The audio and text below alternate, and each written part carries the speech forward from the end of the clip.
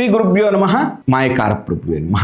ಈ ಬಾರಿಯ ಯುಗಾದಿ ಹಬ್ಬ ಇಟ್ ಇಸ್ ವೆರಿ ಸ್ಪೆಷಲ್. ಯಾಕಂದರೆ ಅಮಾವಾಸ್ಯೆ ಮತ್ತು ಯುಗಾದಿ ಎರಡೂ ಒಂದೇ ದಿನ ಬಂದಿದೆ.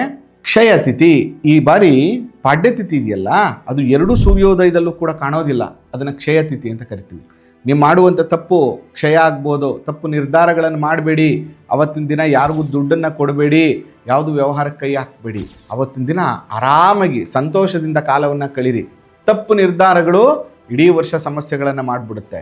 ಜರ್ನಿ ಮಾಡೋದನ್ನು ಸ್ವಲ್ಪ ಅವಾಯ್ಡ್ ಮಾಡಿ. ಅದರ ಜೊತೆಗೆ ಕುಲದೇವರಿಗೆ ಬೆಳಗ್ಗೆ 7 ಗಂಟೆಯ ನಂತರ ಒಂದು ತಟ್ಟೆಯಲ್ಲಿ, ಅದರಲ್ಲೂ ವಿಶೇಷವಾಗಿ ತಾಮ್ರದ ತಟ್ಟೆಯಲ್ಲಿ ಅಕ್ಕಿ, ಕಾಯಿ, ಒಂದು ತಾಮ್ರದ ನಾಣ್ಯ ಮತ್ತು 5 ಅಥವಾ 6 ಅರಿಶಿಣದ ಕೊನೆಯನ್ನು ಇಟ್ಟು ಆ ದೇವರಿಗೆ ಸಮರ್ಪಣೆಯನ್ನು ಮಾಡಿ. ಅಪ್ಪ, ಇವತ್ತು ಕ್ಷಯತಿಥಿ ಇದೆ, ಆದರೆ ಈ ಕ್ಷಯದೋಷಾದಿಗಳೆಲ್ಲವೂ ನಿವಾರಣೆಯಾಗಿ ನನ್ನ ಜೀವನ, ನನ್ನ ಕುಟುಂಬ, ನನ್ನ ಮಕ್ಕಳ ಅಭಿವೃದ್ಧಿ ಆಗಲಿ ಅಂತೇಳಿ ಸಂಕಲ್ಪವನ್ನು ಮಾಡಿ ಕುಲದೇವರಿಗೆ ಅರ್ಪಣೆಯನ್ನು ಮಾಡಿ.